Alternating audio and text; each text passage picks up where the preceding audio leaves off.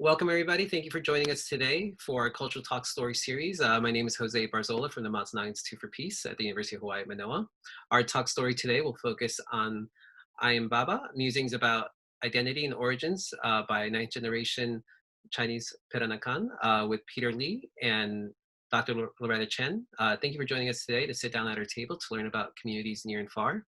Today's event will be live streamed on our community Facebook pages through the 100 Infantry Battalion Veterans Education Center, aka Club 100, Conflict Resolution Alliance, K2H Honolulu, and the Spark and Matsunaga Institute for Peace and Conflict Resolution.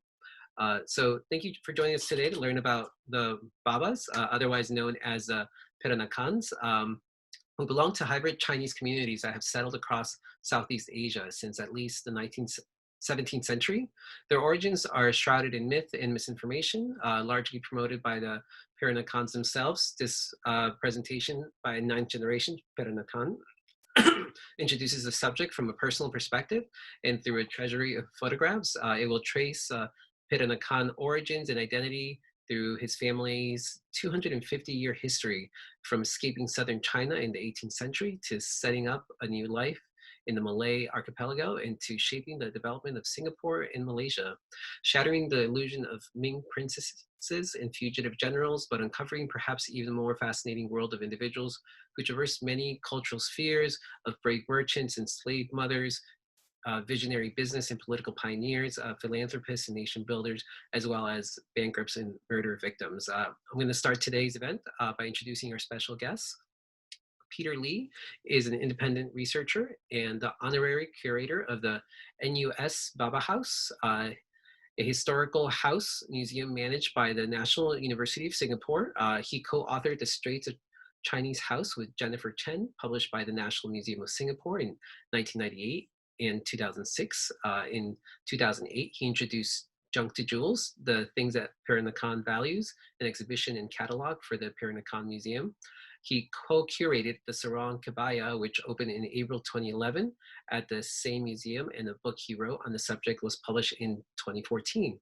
In 2018, his book was shortlisted as the Singapore History Prize. The 2013 exhibition, Inherited and Salvaged, family portraits from the NUS Museum Straits Chinese collection, comprised largely of portrait paintings he had assembled. He also contributed an essay to the exhibition catalog that was published in 2015. And in 2016, he curated Singapore Sarong Kebaya and Style at the Fukuoka Art Museum and the Shoto Museum in Tokyo. He was the guest curator of Port Cities, Multicultural Emporiums of Asia from 1500 to 1900 at ACM, which opened in November 2016, and co-authored its exhibition catalog. In 2017, he was a historical consultant for a Peranakan-themed short film launched at the Singapore Changi Airport Terminal 4. Peter was also the guest curator of Amek Gambar, Peranakans and Photography, an exhibition held at the Peranakan Museum from 2018 to 2019. And in 2020, The Mark of Empire, a 4-part documentary in which he features as a series host, was broadcast regionally by channels News Asia Singapore and uploaded on YouTube. I do highly encourage everyone to take a view. Then our other guest today, a Singaporean Dr. Loretta Chen, is a creative director, professor, and author. Her latest book, Inspiring Women of Hawaii, is available at Costco, Target, Amazon, with proceeds going toward the Women of Hawaiian Scholarship Fund. Loretta was a co-founder of the Activation Group, a creative agency with offices around Asia. During her 22-year career, she received acclaim for her work with brands such as Samsung, Pfizer, Louis Vuitton, and directed productions in Asia, North America, and Europe. She was the international consultant to DHI, the government investment arm of the Kingdom of Bhutan, and also worked with Tesla as its business development advisor. She's visiting professor in numerous institutions, including Stanford East-West Center, Ritsumeikan University in Japan, and is adjunct professor at Leeward Community College. Her ability to create, connect, and communicate is evidenced by her appearances on TED, having her own eponymous national radio talk show, hosting the World City Summit and roundtables with global leaders, being voted as a nominated member of parliament Singapore, receiving, or the SPOR, receiving the Women of Action Award for Canada, and her recognition as one of Asia's most inspiring women. She's a devoted mentor and tireless social justice advocate working with women and youth communities. Her short film, Secrets of Happiness, is currently touring the International Film Festival circuit. Loretta relishes in her role as fur mom to 10 cats, which means she's also a full-time litter picker. So thank you so much to these wonderful speakers today. We're truly honored to have you with us. But to get us started, I'm going to turn it over to our good old friend, Dr. Loretta Chen. I cannot believe that we put you through that long bio because it looks so short on screen, and we're so sorry we put you through that lengthy mouthful. Thank you. Speaking of litter picker, if I do turn down and look on the ground, it's because I have little kittens and I don't want to run over them. So, well, I'm always mindful of time. We have got a wonderful presentation. So, selamat pagi, selamat petang, selamat malam, wherever you are. Thank you for joining us. And without further ado, I would just like to hand over to my wonderful friend, Peter Lee, to get us started on his wonderful presentation on I Am Baba. And we'll talk on the other side. But just one reminder to all our audience members, if you would like to raise questions, please feel free to leave it in the chat room, and I'll be sure to field it to Peter once he's done with his presentation. Okay? All right. See you on the other side, and over to you, Peter. Thank you so much, Loretta and Jose. It's very nice to be here. Good afternoon and good morning from Singapore. It's 9 a.m. here.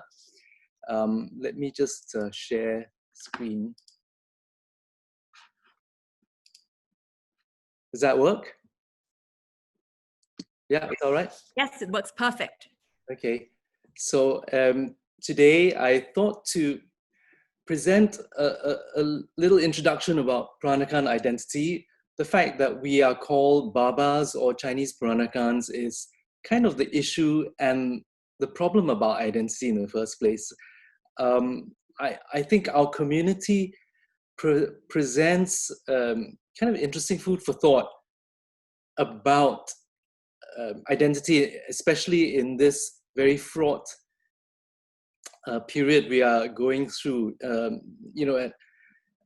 about political correctness. And well, I'd like to introduce you to a very politically incorrect, unwoke community full of contradictions. But I believe, we've been like this for a long time, and this is not going to be fixed so easily. Sorry. Today, I just thought to give you a summary of what I'll be going through. As I just mentioned, I think looking at our community presents an opportunity to look at the problem with identity in the first place. And then I would just like to, after that, highlight certain so-called features or characteristics that might help define. I'm really scared of that word define, but that would define our community.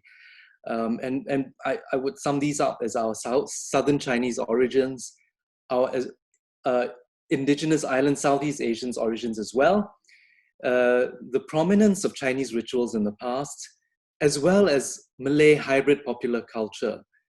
And then I'd like to look at the issue of modernity and modernizing.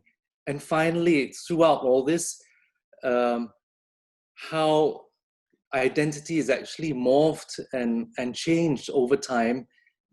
And, to highlight the issue of what is clearly present in our community, which is cultural instability. I'm at the moment sort of preparing a paper for a professor in Hawaii, Professor Leonard Andaya, for the Cambridge History of Southeast Asia. And he's asked me to look at and work on a chapter exactly about this issue, the problem with identity. And the period that I'm looking at is from the 15th to the 19th century. And what really stands out from that period is the sense that, unlike the 19th century, identity in this period was something fluid, porous, and amorphous. One of the clues we have is how, the sense of forced conversions throughout the Indian Ocean at that time. Muslims were forcing people to turned to Islam. Christians were also, you see accounts of forced conversions to Christianity in the Portuguese colonies. And because of this sort of overwhelming sense of authority in terms of religion, we see that from traveler accounts and written accounts from that period, the amount of lying, deception, disguise, and camouflage, people had to pretend all the time to be somebody else. So, nobody appeared to be what, nobody was really what they appeared to be. And I love that intriguing idea. There are accounts of pirates on the seas who turned out to, in fact, not have been born Muslim. A famous pirate in the Indian Ocean might have turned out to be, born in China and a Taoist. So, how fates change and people change the way they look and create new identities. The other big problem from that time, and as well as in writings, I mean, we can have these very blanket terms, Chinese, Indian, Malay, but even within, the idea of the Chinese, there was so many provincial identities as well. Each province was broken up into different languages, and as well as classes of people. You had from farmers to scholars. So what we have here is a mind-boggling diversity of people coming out and all over Southeast Asia, switching identities all the time. So ultimately, when we look at it, is cultural conformity something enforced and unnatural? And this I raised from the very simple idea that even within a family, let's say even within my family, nobody can even agree on, what is the archetypal, Peranakan dish, or, what is Peranakan, or is doing this or adding that Peranakan. I don't think even within our family we can agree. So, how we sell this to the public, saying, from scholars to community leaders, oh, this is our community, we do X, Y, Z. People who do ABC are not right, they're not kosher. We develop this sort of strange idea of fixed identity. And actually what we do is just ignore or sweep under the carpet anything which is inconvenient or doesn't tell this narrative that our leaders or writers or scholars want to convey.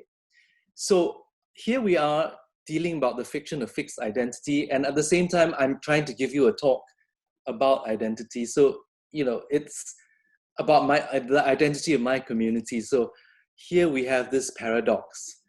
And one of the big problems I call the ongoing insidious colonial performance of identity. And I think even Peranakans and even myself today, I'm sure there's some things that I will say that sort of presumes that we're all the same, but, I can't tell you how much, how I can't emphasize more how, all this is still playing the whole colonial idea of identity. And I'd like to, first of all, show you this display of the Indonesia room in the Museum Volkenkunde in Leiden. Here we have the famous Singosari sculptures from the 13th century.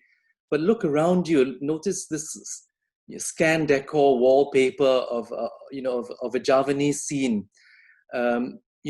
These galleries have ethereal music playing, voices of farmers. You can see on the left here a video screen. This sort of Asian identity is often exoticized with sense surround effects. But if you look at how Greek sculpture is treated, this sort of minimal, the serious art approach, everything is bare and you just look at the artwork. Quite often, Western art and Asian art is presented in a completely different way. Imagine the same treatment for this room. We would see the scan decor, a wallpaper of the Parthenon, some bouzouki music strumming in the background, or maybe some recitation of ancient Greek drama going on in the background, and all these sense surround effects. It's funny how there's a hierarchy of exhibition displays, and a lot of Western art isn't exoticized in this way. We see also that other identity is sort of pigeonholed or in spaces for others. So performance for others is in delegated spaces for others. For example, the Musée Quai Branly in Paris, it's a museum, it's the old ethnographic museum anyway. And here we see, all the colonial displays repackaged for the new millennium. But, it's still, places where all the others come and do our things, strum our guitars, sing our songs, do our ceremonies, and look very kind of deep and spiritual and, whatever. So we seem to sort of collaborate in these creations of identity. So whenever we, small communities think we have to go somewhere else, we do our show, we bring our dancers, etc. So here we see at the top, the Tong Tong Fair in The Hague. It's an annual fair, originally for the Eurasian Indonesian community, but it's become this massive festival for Indonesia now. Again, it's song, dance, food, merchandise. And below we see the same kind of how minority cultures are presented, or community cultures are presented. Song, food, merchandise. So right now I find and I feel our community is also guilty of this. Whenever we go out and present, it's all about other. We want to emphasize otherness. Sometimes even otherworldliness, Zen Buddhism, or or kind of ethereal music in the background, sort of Asian style, something exotic, or we play up the idea we've been traditional and unchanging. Our communities, existed in this pure vacuum, and with no outside influence. We love to showcase food, music, and merchandise. Just a brief introduction about the Peranakan community. This is one of the interesting aspects about identity. The Peranakans evolved in a period, or outside the period of the nationalist and racist and ethnic agenda. We were sort of so in between that we've ended up as a community with at least the 5 terms you see here, defining our community. So this gives you a sense of this sort of 18th century amorphous nature about identity. So we are sometimes called the Babas, and now the term Baba comes from Indian and Persian. It's an honorific for a father or a learned gentleman or an elder. Now Nyonya is a kind of so-called bastardization of the Portuguese Dona. Nonya, it's for a lady. And in the Indian Ocean, it was the term changed through dialects to Nonya. So in Malay, it has also the sense of just being Mrs., the wife of somebody. And so and interestingly, sometimes we might have Baba culture, but we'll have Nyonya cuisine, Nyonya fashion. We are also called the Straits Chinese. This term evolved around 1900 when the anxieties in the age of nationalism and racism compelled many community leaders to assert a sense of Chineseness. You had to have a race. Baba and Nonya doesn't express a sense of race. So the word Chinese had to creep in. The Straits refers to the Straits settlements or the Straits of Malacca, which is geographic. So Straits Chinese was a term coined about 1900. The word Peranakan is an older term, originally in Malay, meaning of mixed ancestry, or a foreigner of a foreigner born locally in the Malay archipelago. The term sometimes is Peranakan or Peranakan Chinese. Then we have in Malaysia a term very popular now, and it's the Baba Nyonya community. I personally am not fond of this term. To combine both, it sort of reminds me of, imagine if the Spanish were called the Señor Señorita community. I think that's very strange. Or if you were to call chickens the rooster hens, or if you were to call cattle the bull cows. So anyway, I'm not keen on calling us Baba Nyonya. So I think it's fine just to say Baba, Nyonya, and all mixed together as in the title. Just a little timeline. The Chinese have been traveling and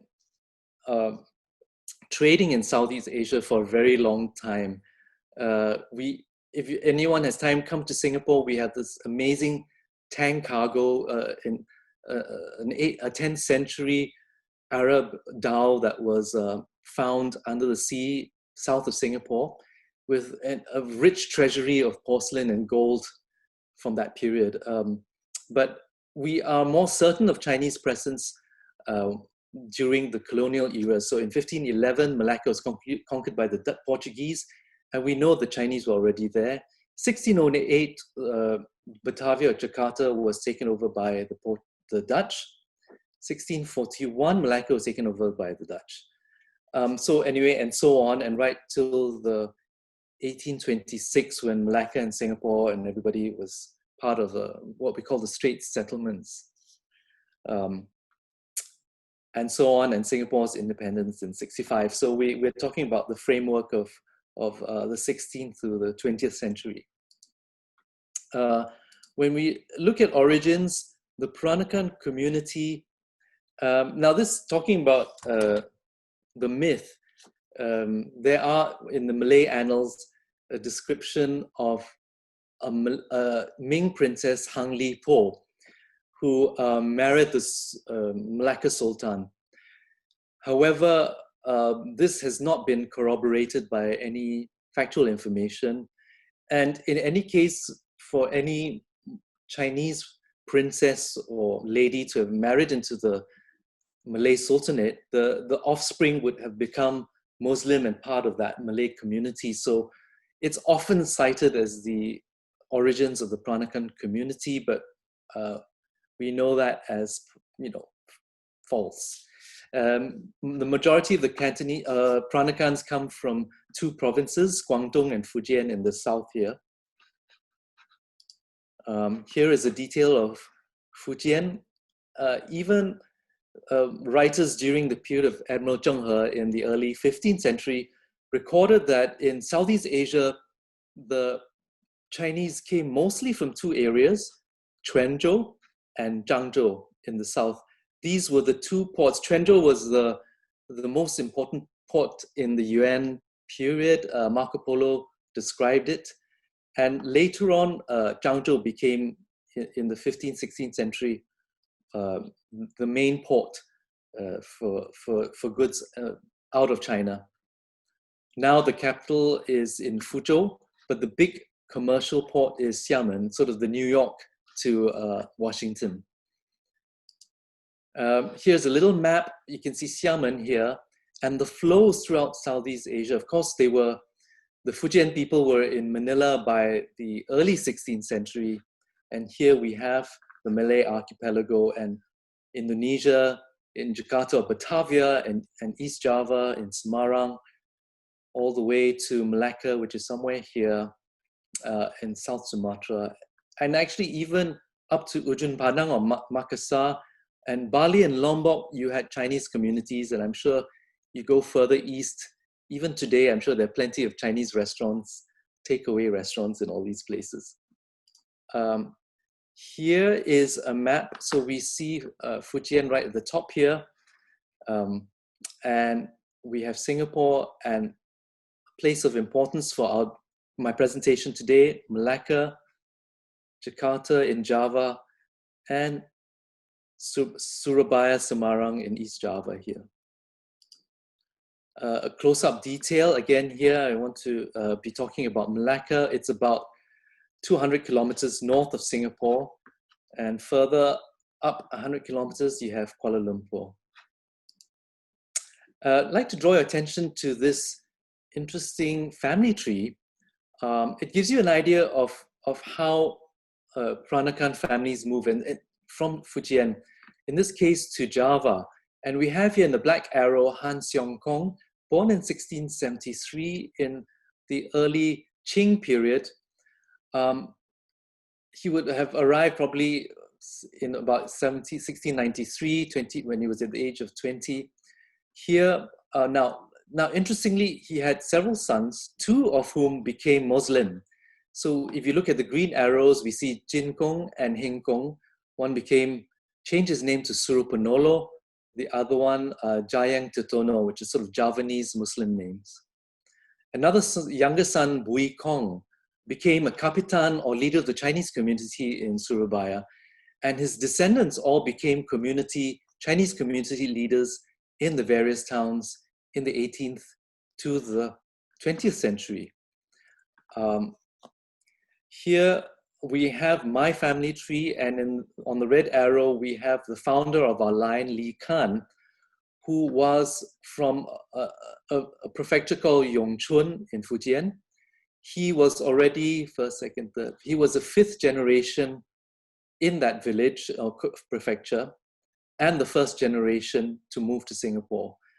And if you count downwards, 1, 2, 3, 4, 5, 6, it ends here with my father.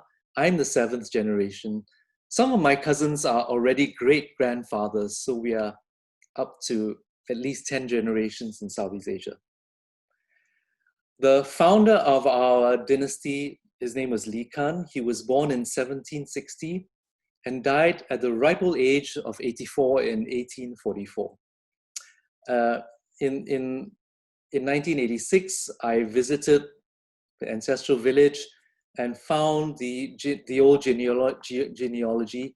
Here you can see his name, Li Kan, and someone made a note that in 1778, at the age of 18, he went south here, Tunan, in the year Qianlong 43, the 43rd year of Qianlong, 1778.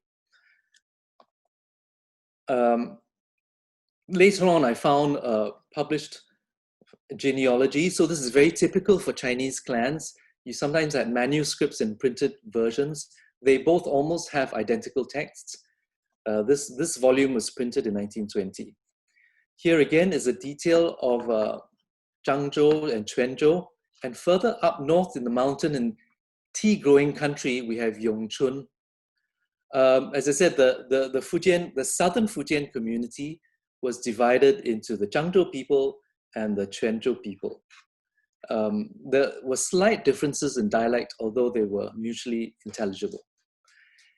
Here is Yongchun town, the county town. We see the main county town, and my family is from a district called Da Lu To, or in Fujian, Dua Lo Tao, which means the head of the highway.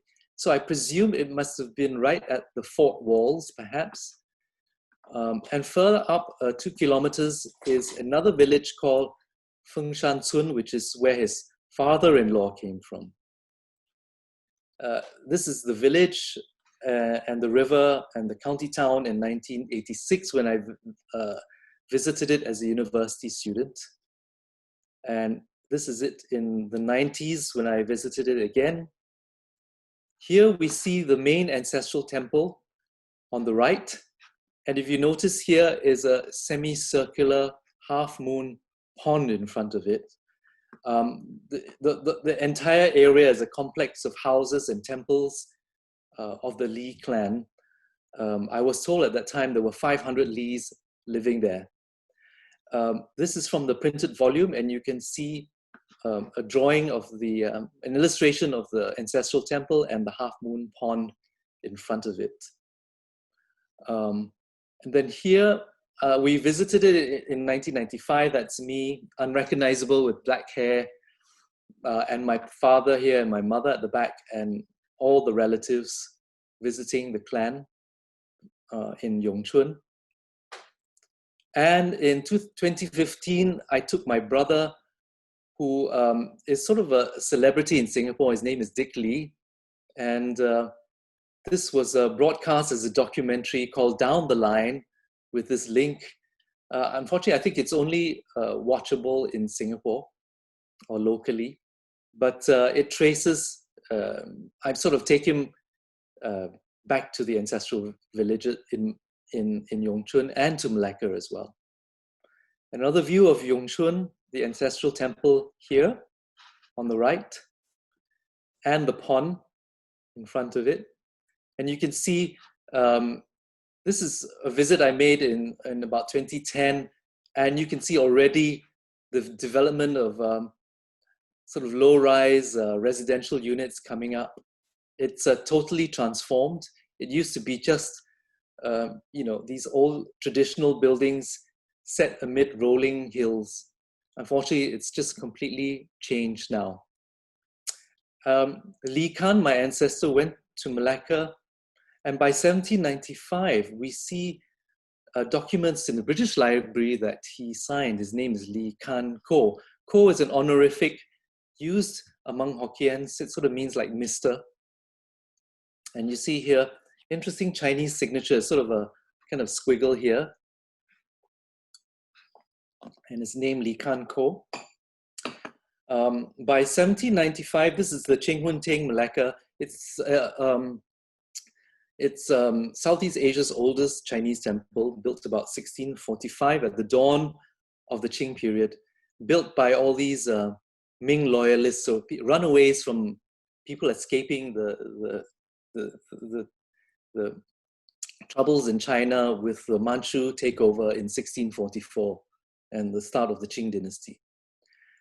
This is the temple today. It's really beautiful and should be visited if anyone has a chance to visit Malacca. There's a stele commemorating a renovation in 1801. And here you see reference to something called the Customs Gongxi or company, which was what they call like a tax farm. So a conglomerate of Chinese businessmen who purchased the right to pay, collect taxes in Malacca during the period of the British takeover of Malacca from the Dutch. This is a consequence of the Napoleonic Wars. Now, the interesting thing is the British were very sneaky. Penang had been established, an island just north of Malacca, as a free port. And actually to destroy, to make sure that Malacca did not compete, they carried on the system of this non-tax-free status. So people trading in Malacca had to pay taxes, and this was a way to sort of make it non-competitive. But anyway, the Chinese would always take up a challenge. So my ancestor Li Kan and friends, here you see his name, bought the monopoly to collect taxes, and I think still managed to make money despite the British trying to kill the trade there. As you know, in the 1790s, Napoleon invaded Holland, and the British took over all the Dutch colonies to prevent the French from muscling in. Now, the interesting thing here to note is this rain date. If you can read it, it says Long Fei, which translates as a flying dragon. From the early Qing period, from the 1640s, the Chinese community in Southeast Asia uses rain dates rather than the imperial Qing rain dates. It signifies that the emperor has flown, the dragon has flown.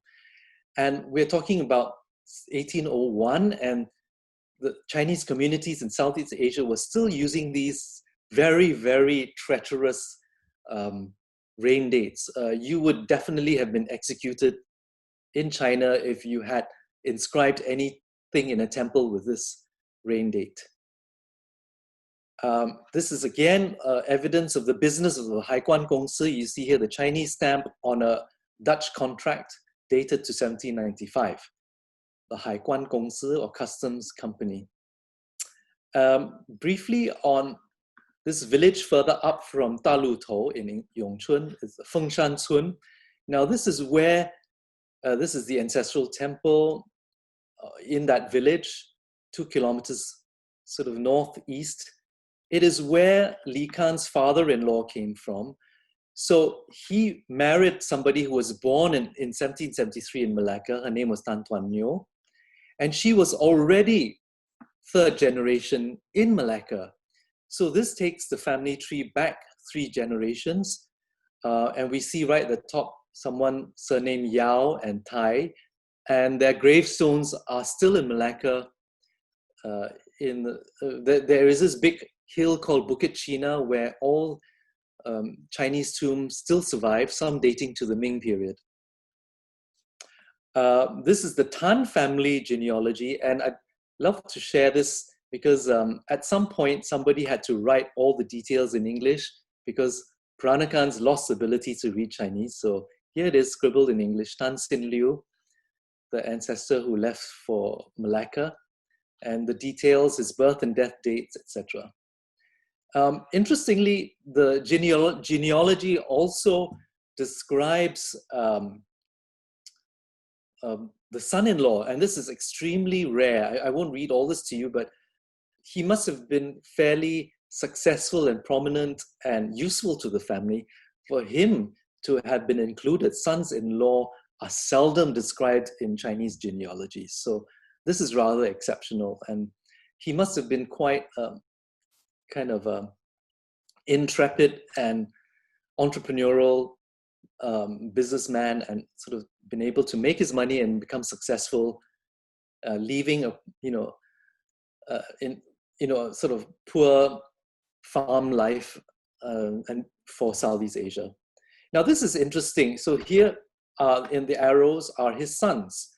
So from his Malacca-born wife, he had 1 son born in 1801. But this is the interesting thing. He had 2 wives back in China. And if you look at the birth dates, 1801, 03, 07, 2 and 07, 11, 18, and 21, my ancestor was busy going back and forth from Malacca to Yongchun at a time when travel was so treacherous and risky. But he was happily going back and forth between Singapore and Malacca. And up to 1821, he was already 61. And this man was very busy producing children. Now in 1824, I found a document signed by his wife, Tan Tuan Nyo in Dutch, his daughter, Li San Nyo, and his only son in Malacca, Li Chan Bi.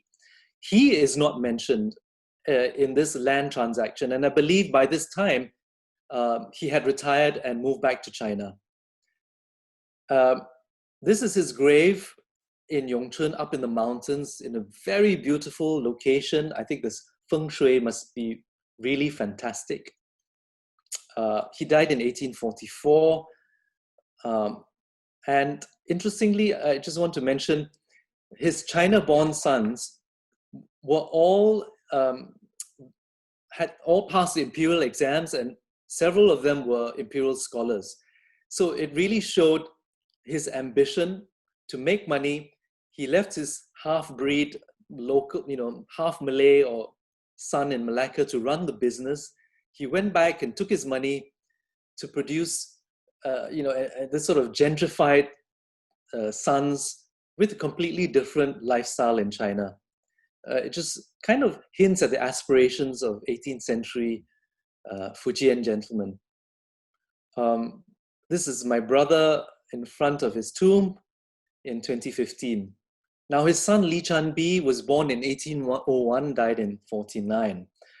In 1831, we still have in our family records a title deed, an indenture for a purchase of a piece of land.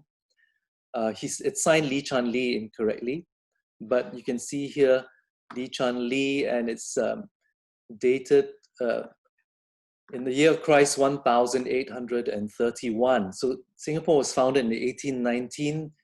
So this is just 12 years after Singapore's founding. Li Chan Bi had already purchased his piece of land. Now you can see here at the bottom his signature in very beautiful Chinese calligraphy. So he obviously had was tutored in Chinese. And we know from temple records that imperial tutors were brought down from Fujian to teach the children of Chinese businessmen in Malacca. And the piece of land was at the corner of Peking and China Street. And here we have a note he made, Doufu Jie Chu Liu Jian, so 6 houses on what he calls Tofu Street, which is probably the name of a Chinese name for Peking or China Street. And we have a copy of his will dated 1845, written in English, as Malacca was under British law at that time. And he died in 1849 and was buried in the family burial ground in Cheng, in the outskirts of Malacca.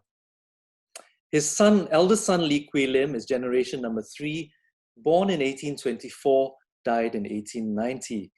And we have oil portraits of them probably done about the 1890s, probably based on photographs. And these still survive, and I have them at home.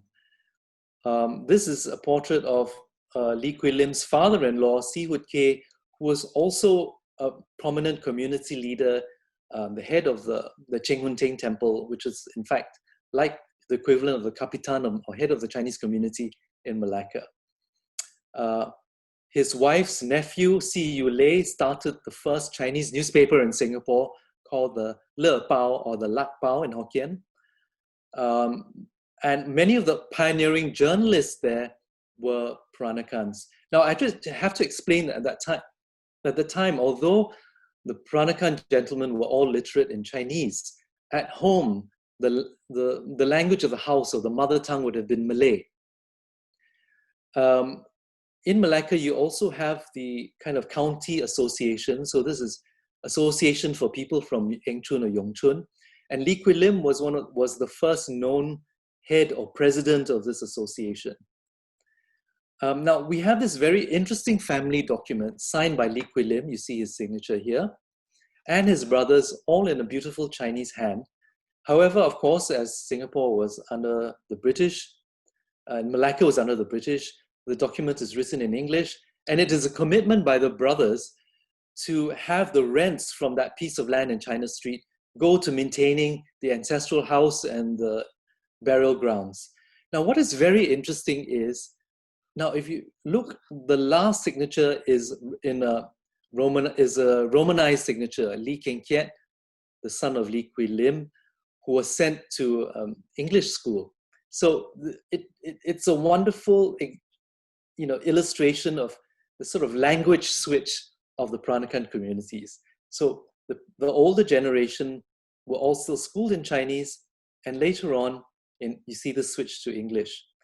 Quee Lim, as a community leader, was often entertaining the colonial officers, and we see the Straits Times report from 1886, where he entertains, he says, Mr. Quee Lim gave a grand dinner in his bungalow at Klebang, which is a seaside villa he had, to Mr. Noel Trotter.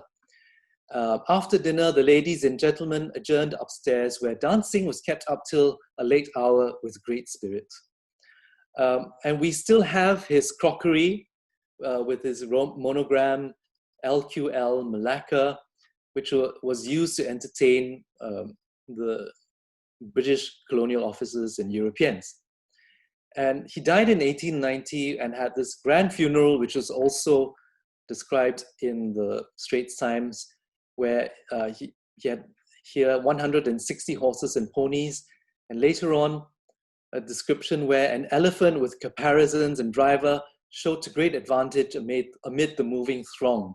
I love this. A free supply of drinks and refreshments at the place of burial heightened the general enjoyment, which came to nothing more or less than holiday making amid the funeral pomp and display of money's worth.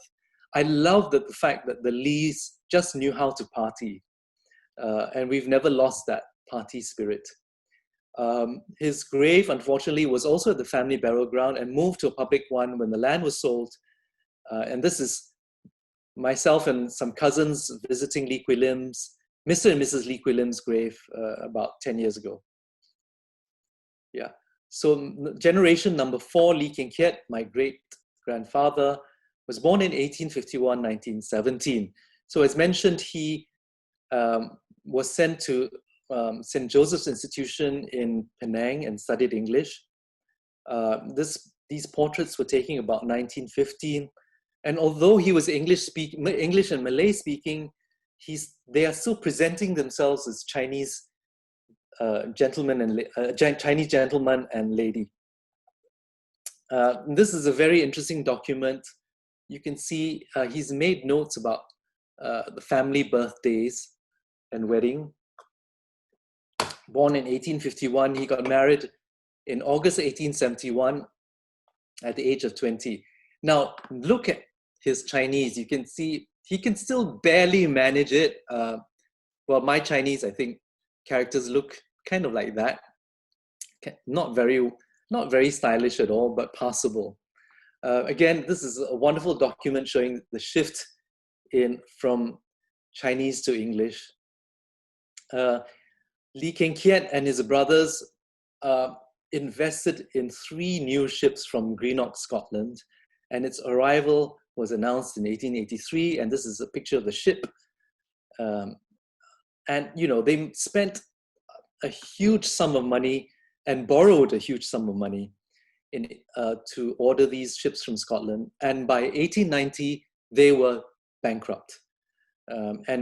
Their bankruptcy cases and the amounts of money they owed, I think one brother owed something like 400,000 Straits dollars at that time, which probably would be about 400 million. So my great-grandfather and his brothers ended up with huge debts. These ships were sold to various steamship companies by the 1890s.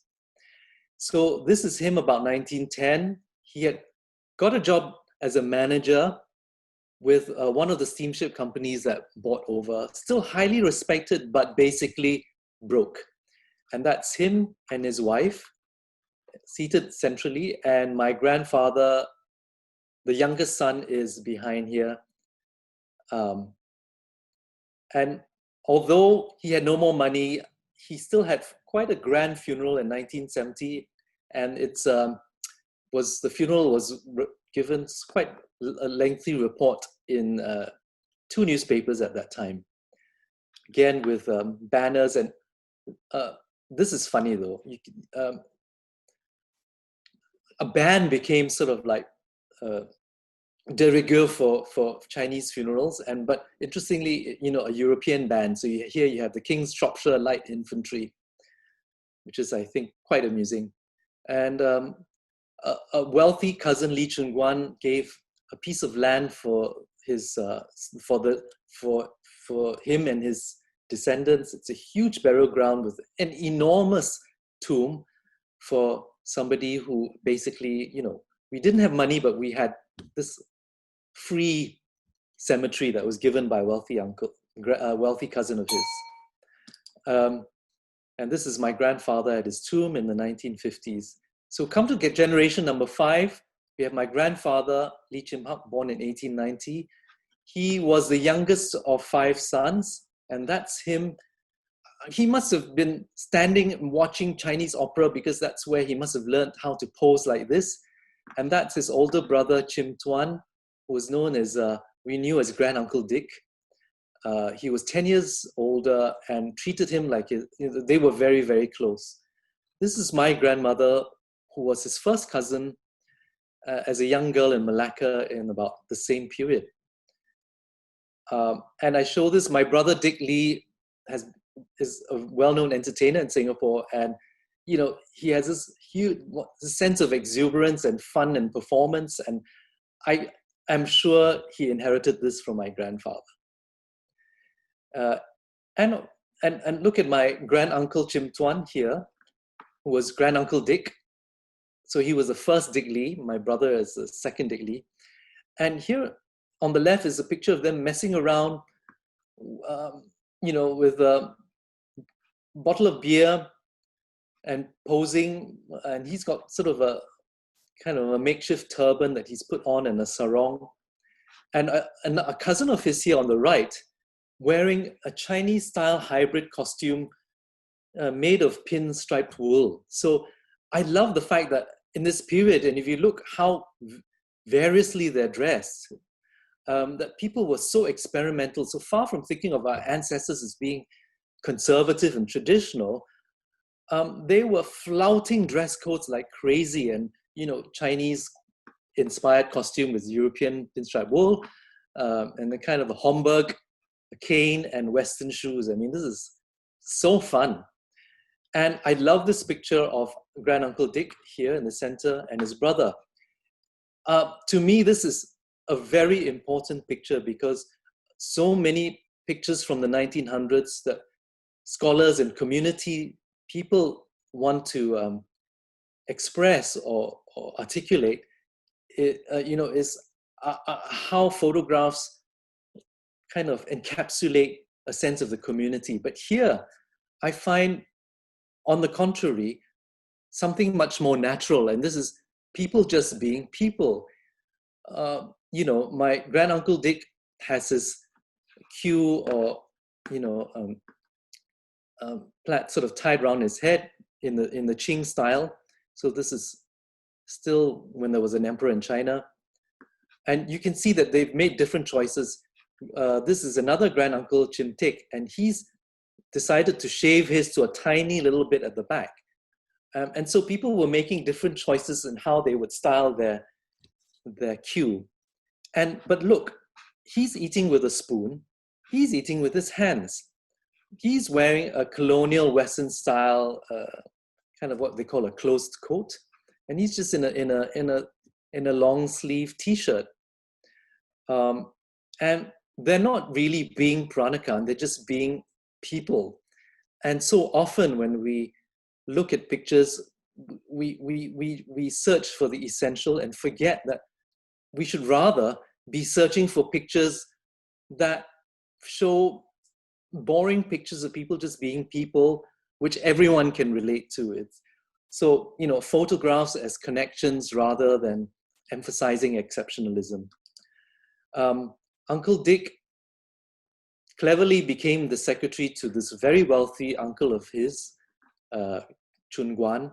And through this connection, he became the private secretary of this wealthy relative, and he took care of his whole family, and was able to restore family finances that way. And he became a municipal councillor and justice of the peace. My grandfather, here in the guise of a soldier for the Singapore Volunteer Corps, to show the loyalty to the British Crown. And this is his certificate of discharge. Just a little glimpse of the kind of literature that our community or script that you would see in a Peranakan house. So on the top left, you would see Chinese medical manuscripts written in Chinese with Malay transliterations at the top because nobody could read the Chinese. So here it would say, it might say medicine for worms or deworming or for flu or whatever. And here on the right, we have my grandfather's journal with transcripts, inscribed Malay poems at the top and English sayings at the bottom. And lower right here, we see my grandmother Tan Guat Po's book. She studied in the convent in Malacca. And here we see her name, TGP Tan Guat Po, signed 1912. So, English, Malay, smattering of Chinese. And these are my grandparents, as in about 1920 maybe. And my grandfather was such a dandy, and I can see my brother on the right. Again, I know where he developed his style from. And my grandmother here in Malacca in about 1910. Now this is a fascinating thing. So this is Malacca, which had old Dutch colonial roots. And you can see vestiges of that in this interior. Nothing is Chinese in the background. Look at all the framed photographs, very European. The bric-a-brac is European. The very fashionable tonnette, sort of turned wood furniture, the IKEA of that time, as a fashionable Western furniture here. So, and even the way they are dressed, these long kebayas, actually, we understand them as being Malay, but they are in fact a very old 17th, 18th Eurasian hybrid Chinese, Dutch Eurasian, Malay, Javanese way of dressing. It was sort of, you know, transnational, pretty much going across the whole of Southeast Asia. And it was worn by members of all the communities. This is my great-grandmother, again, as a young girl in the 1870s. And you can see her features are slightly Malay Javanese. And my grandmother's father, who had sort of, you know, these sort of Anglo pretensions to go shooting, and the shooting snipes was very popular at that time. This is his father, who started a steamship company and Canton painting of one of his Western steamships that plied the Southeast Asian seas, the seas of the Malay archipelago. He had a very grand funeral as well in 1938 with long procession, as you can see, kind of a funny military band in the front as well. My grandmother's brother was Tan Cheng Lock. He was the first president of the Malayan Chinese Association and a Peranakan and Chinese community leader. In the 1950s, we can see him here at the famous Baling talks with Tunku Abdul Rahman, the first Prime Minister of Malaysia. This was the talk with the Communist Party at that time. It was a failed negotiation, but kind of a famous event in the 50s. And this is his son, Tun San Siew Sin, with Tunku Abdul Rahman, the Prime Minister, sometime in the 1970s in the family's ancestral house. Interestingly to note, you see the ancestral altar, and this is unique to Peranakan families in Malaysia. Above the altar, you would see a portrait not of the first male ancestor, but the female ancestor. So this sort of matrilineal element is something kind of unique to the Peranakans, and we don't see it in Peranakan communities in other places.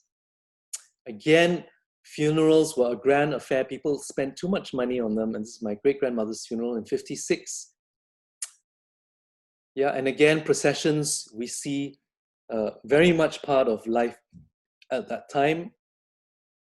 And in the 1930s, now this is an interesting thing. So at home, my grandmother would be in sort of local style kebaya and sarong. My grandfather in a t-shirt and a sarong.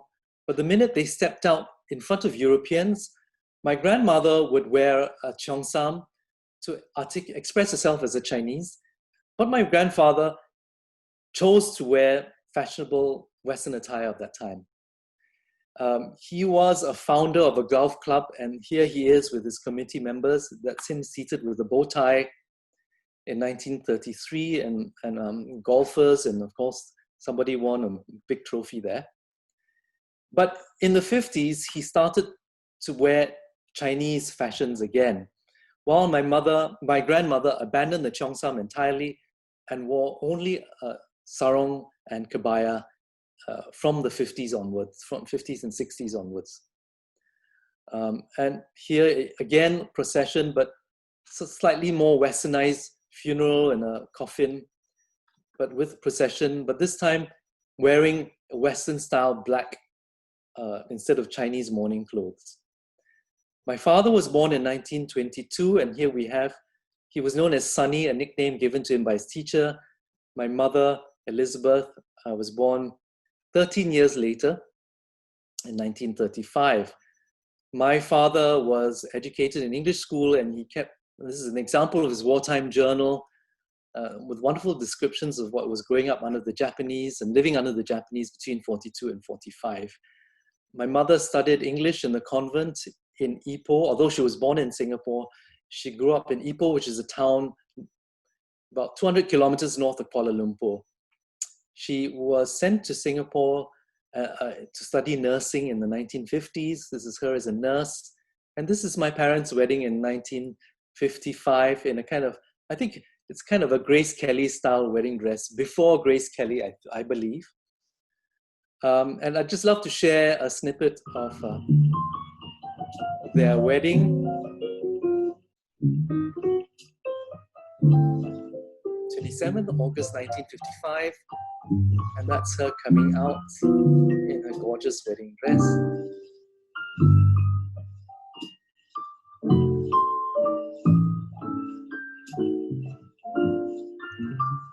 That's my cousin Irene as the bridesmaid. My mother studied in a convent in Malacca and therefore was baptized as a Catholic. So of course my father had to convert, and the wedding was in a Catholic church.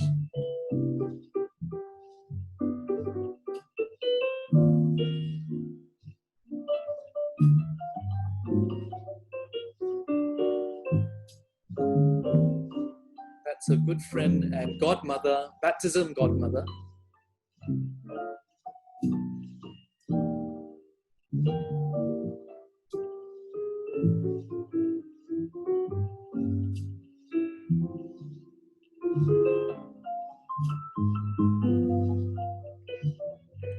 Of course, my father fell in love with a very happy, exuberant, funny, and cheerful and warm lady. Could not resist her charms. And here they are posing for the requisite wedding photograph. The lady is my father's beloved aunt, wearing her long kebaya.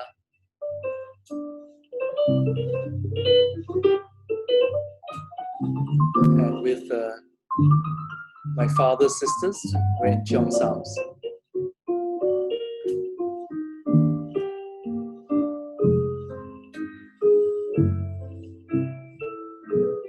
And then later on, the reception. Yeah, well, I'll just move on because we're short of time. The wedding was reported in the Straits Times in 1955, with my mother taking a phone call. And here she is as a married young lady. So, you know, at that time in the 50s, cheongsams were for married ladies. And I believe she must have gone back showing her classmates remember that they were still in school uniform, and my mother turned up in a glamorous cheongsam, and they were all terribly jealous, they say. And interestingly, at that time, you could, you know, wearing a sari was also really fashionable, and you could play around with different types of dressing.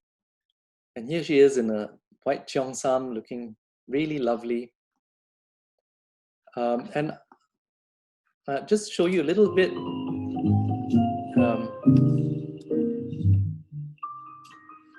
Actually, we're running out of time, so maybe I'll just stop this one and show you the next one.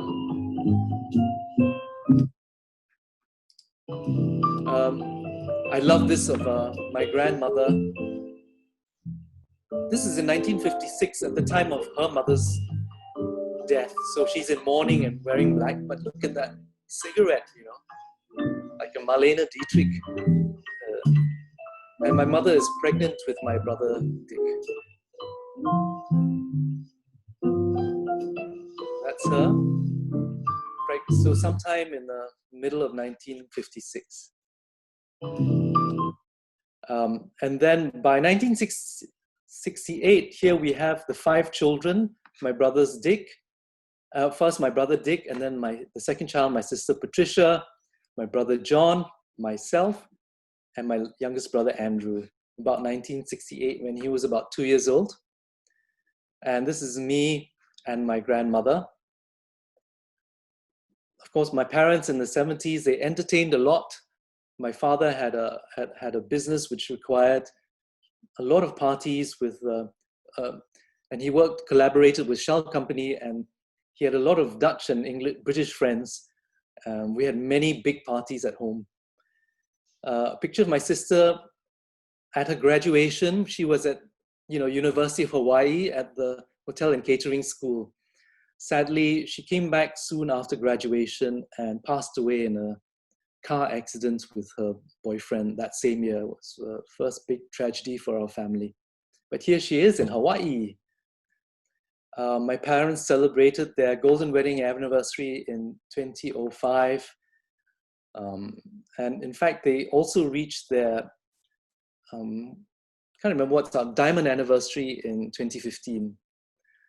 Here they are in 2009 in, again, kind of changing the way they dress. My mother in Sarong Kebaya, and my father also reverting back to sort of these Chinese fashions. So you can see how people have dressed sort of changes and goes back and forth. This is us in 2009, again at a smaller wedding anniversary event. My mother died in 2015, and I know these are very private pictures, but I thought to share with you how these traditions have completely changed. And my mother chose to have a sea burial, so we scattered her ashes on a very lovely day. And my father passed away in 2019, and he chose to have his remains in the church. My father was very devout Catholic, but it's interesting, they both had completely different instructions, and we complied with them. And they're not together, but hey, that's fine. But here we still kind of try and maintain that sense of the old Chinese procession after leaving the house. And it's funny, but I've come to realize that from my great-great-grandfather, we've had several generations down the line where the funerals and deaths have been reported in the local papers. And I'd sort of like to close with this. Bear with me, I know we've gone a bit over time, but I'd like to give you a kind of musical feeling about the Peranakan community. Ever since I was young, my father told me that my grandfather's favorite song was this old South song from the American South, my old Kentucky home, and I can still sing it, like, weep no more, my lady, oh, weep no more today. We will sing one song for my old Kentucky home, for my old Kentucky home far away. So, here we are, it's Chinese in Singapore. Why are we singing kind of like songs of the old American South? I think that's hilarious. And we grew up on the pop songs of the 1950s, 1930s and 40s. And here's my father doing a classic, which I'm sure you will all know. Okay, I'm crazy for the love of you. It won't be a stylish marriage. I can't afford a carriage, but you look sweet upon the seat of a bicycle built for two. And here he is. In springtime in the Rockies. The theme song of Betty Grable movie 1942 with his classmate, and this was when they were both in the 90s. So blue. Once again I say I love you, while the birds sing all the day. When it's springtime in the Rockies, into the Rockies far away. Okay. And just threw this in for fun, but Peranakans loved forming bands in the 20s and 30s, and here we see this Hawaiian band from the 1930s with a girl in a hula skirt even, and the banjos and ukuleles perhaps, and guitars. So, this is really cross-cultural Singapore.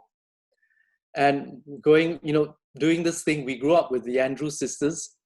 And, my parents loved us to dress up and mess around. And we could all sing, songs from the 1940s. Roll out the barrel, we had a barrel of fun. And by mere bis Duchesne, please let me explain. And we did it so well, we used to just ham it up and dress up. And I don't know how we ended up in the newspapers, all in drag. And, my parents were crazy, which I wouldn't allow my children to wear dresses and appear in the newspaper. I mean, they were so crazy. But, this sort of lack of idea of borders and gender, I think, it was fun and incredible that we had this sort of childhood.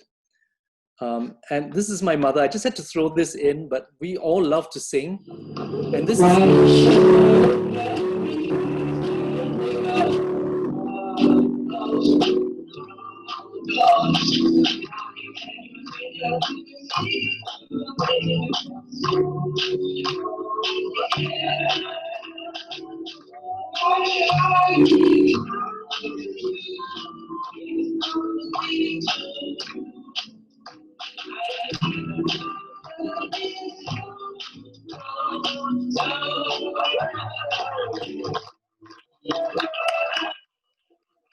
And that's my brother John playing the piano. So we are all kind of musicians.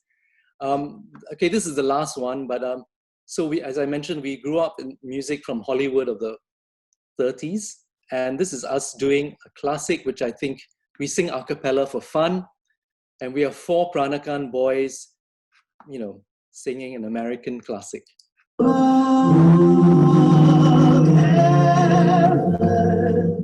Opens a magic lane, a magic lane. Darken up the sky, there's a rainbow, a highway to be found, leading from your window pane to a place behind the sun, just a step beyond the rain.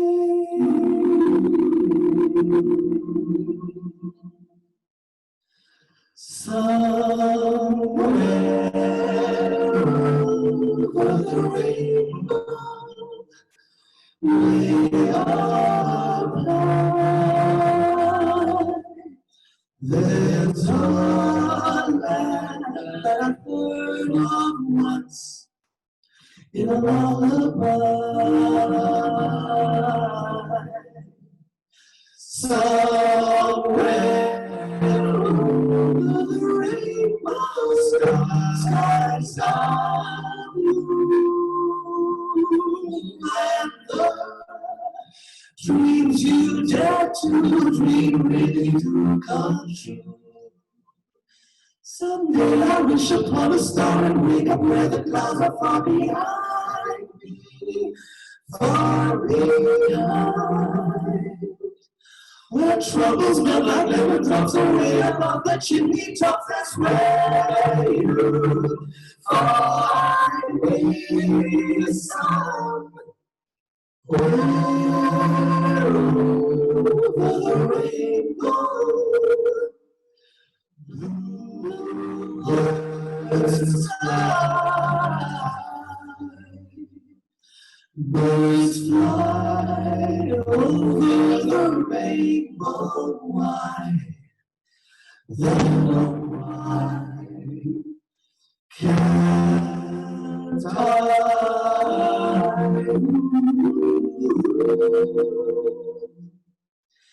If happy little bluebirds fly beyond the rainbow, why, oh, why can't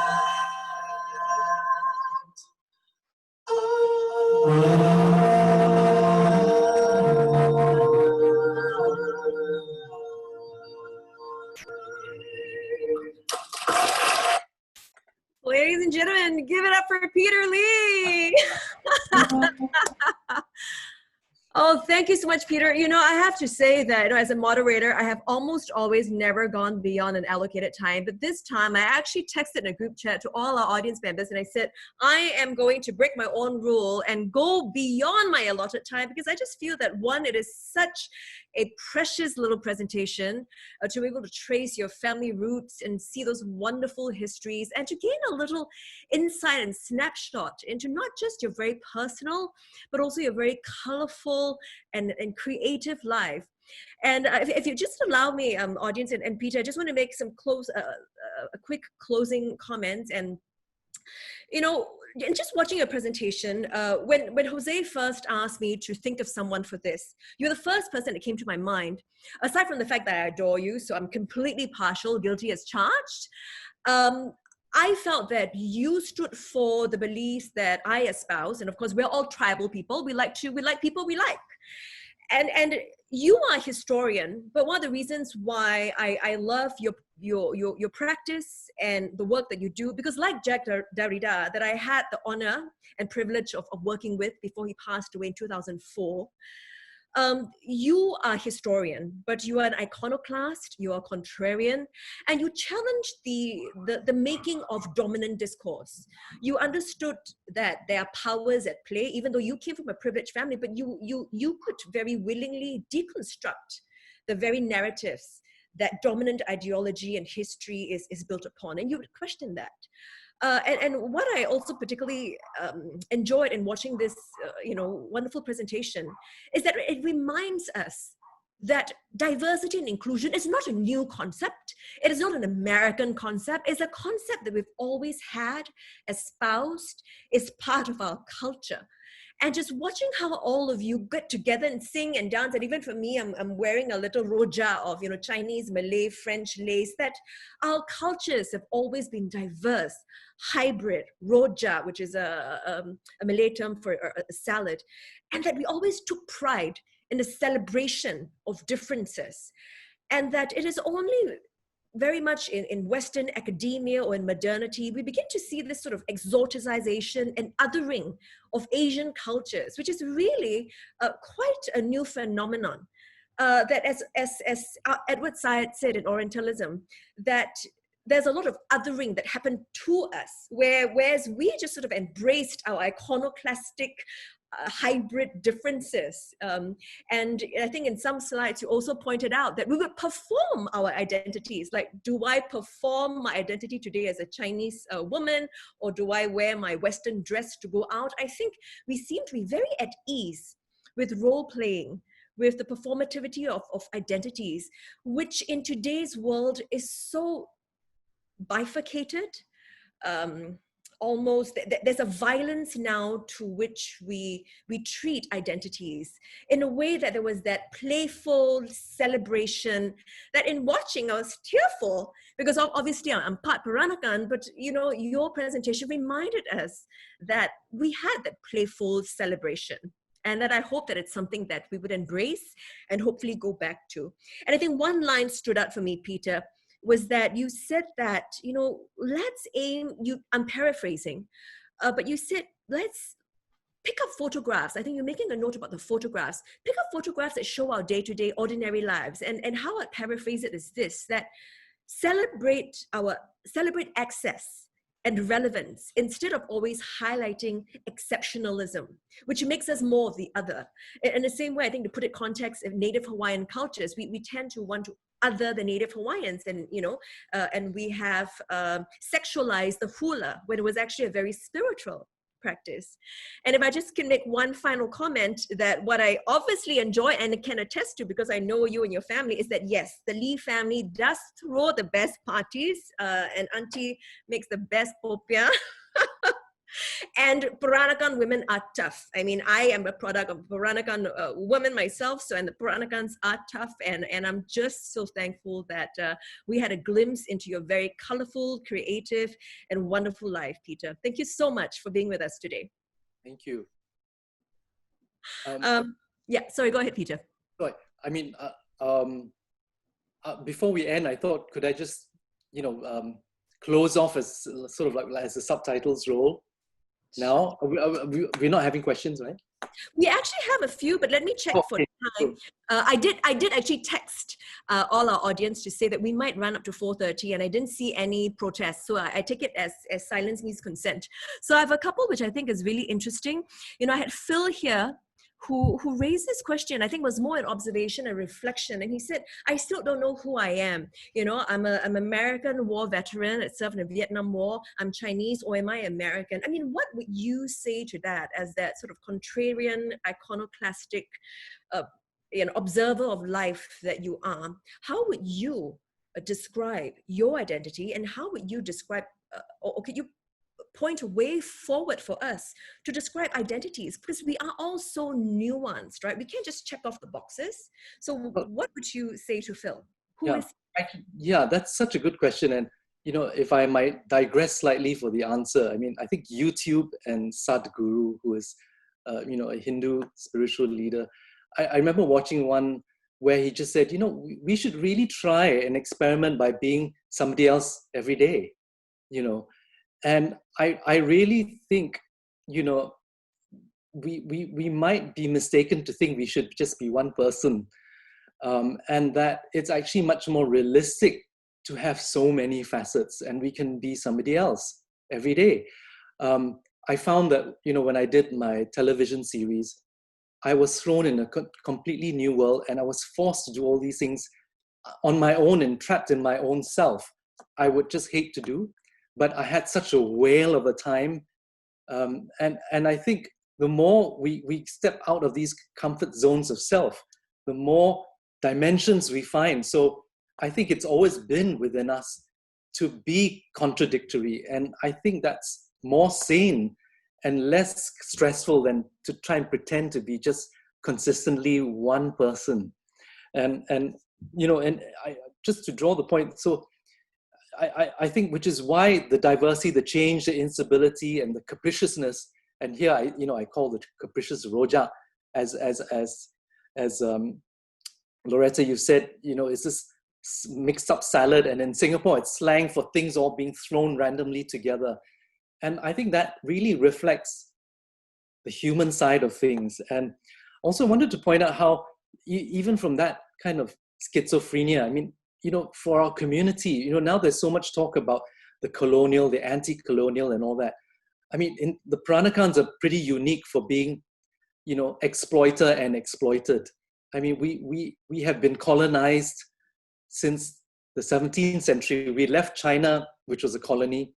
We went to a Portuguese, Dutch, and British colony, and so we've only been independent since '65, and that's because we are in a republic. I mean, if we kind of actually lived in a kingdom, I mean, in a way, that's also, kingdoms are to me kind of almost like another kind of colony in a facetious way. I mean, but in a sense, I mean, there are these things which are not arrived at through consensus, but through hereditary systems.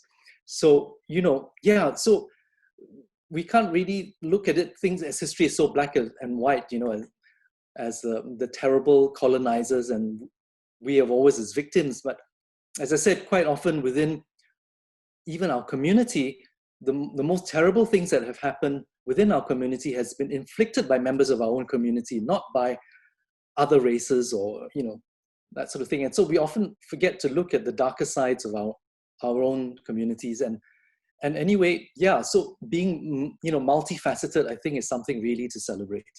I wholly agree. I mean, just look at our elections. Talking about violence just within, right? But in 3 minutes, of course, I'm going to toss you most fraught question. In 3 minutes, how would you explain this? Of course, I want to toss you a religion question. Sam here asks, are all Peranakans Muslim because of their intermarriages with Malays in the past? And can you be a Christian Peranakan? Yeah, so funnily enough, the term Peranakan was in the 18th century used specifically by the Dutch to refer to Chinese who had converted to Islam. The funny thing that the Dutch reported, many of these conversions were to avoid paying hefty Dutch taxes, which were imposed on the Chinese community. And Chinese are always trying to save money. So many people Chinese community converted to Islam. But these people over time became part of the indigenous communities, be they Javanese or from Sumatra. So by the 19th century, the Peranakan term referred to these Malay-speaking people who practice Chinese customs and rituals. So that's sort of the religious origins of the Chinese community. So therefore you see the grand funerals, honoring your ancestors was one of the prime kind of duties of a Chinese person or Peranakan person at that time. So now back to, the myth was that this Ming princess married a sultan and therefore the community came about with. That's not true. So the first mothers were all freed or manumitted slave girls of diverse origins, Balinese, they could be Balinese or Indian even. And they became, the descendants remained in the Chinese world, so Chinese rituals and everything. Come the late 19th century, we see conversions to Christianity, and that, of course, caused a lot of disruptions, even in my family. So my great-grandfather, for example, he was the youngest son, but he inherited the ancestral house because the older two were leaning towards Christianity, and which angered their father. So they were disowned. And the ancestral house was given to the still kind of Chinese Buddhist Taoist, it's sort of a kind of joint religion. So that's how the house remained with the youngest brother. So yes, there are Chinese Christian, Peranakan Christians. So my mother became a Catholic because she went to Catholic school, and as a result, so did my father. So we are also Catholics now. But we still observe the Chinese rituals and visit the ancestors' tombs in the old days, and we still do all the rituals associated with ancestral remembrances. So yeah, also a bit schizophrenic. Yeah, and speaking of remembrances, I know that we can chat forever, especially you and me, Peter. Once we're on a call together, right? We always extend our Zoom links because it's 1 hour and then it's 1.5 and it's 2 hours. So on that note, I would just like to say a huge thank you to you, Peter. And I'd just like to hand over to Jose Barzola of the Matsunaga Peace Institute. And just before, do you mind, as you carry on, if I just play? Roll the credits. Yeah, yes. Roll the credits. So this is a funny thing. Peranakan Hawaiian. It's a song my brother did backing vocals for Sandy Suzuki, who is a Japanese rock punk singer. And she became a Hawaiian folk singer as well. So let's end with that. Yes. Okay. So I hand it over to Jose. Over to you, Jose. Jingle bells upon the steel guitar. Through the palms we see the same bright star. Is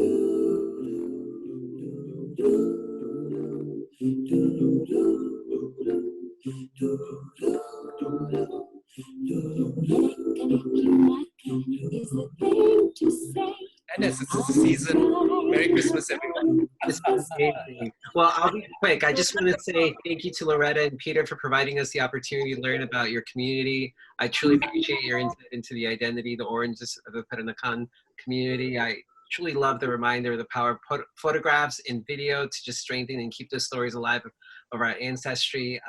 You've inspired me to create my own genealogy. So thank you for allowing us to really truly be a guest in your home today with so many private photos. Thank you a million times.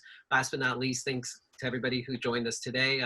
We deeply appreciate your interest and support in sitting down at our table to learn about communities near and far through our cultural talk story. And yes, let's get back to the music. Thank you.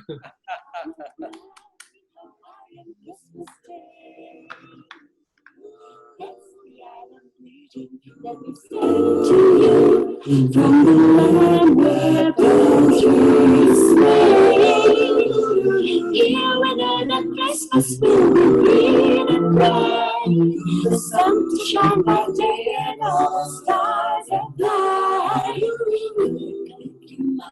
Here's a nice way to say Merry Christmas, a Merry, Merry Christmas. A Merry, Merry Christmas to